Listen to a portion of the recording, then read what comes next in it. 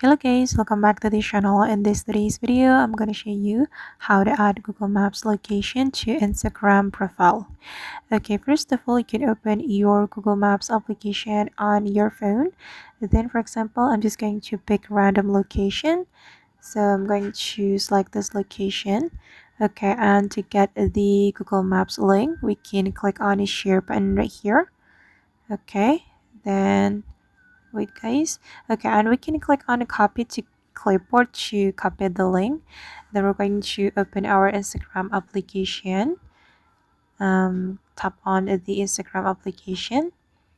Then after you have your Instagram application opened, you can go to your profile.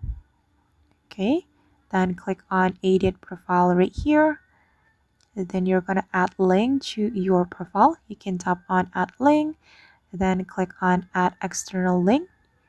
Then you can paste the link that you have copied to your clipboard.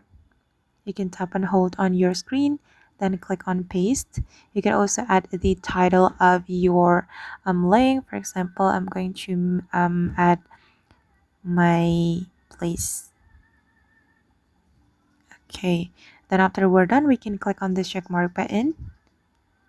Okay, and now let's take a look at the result.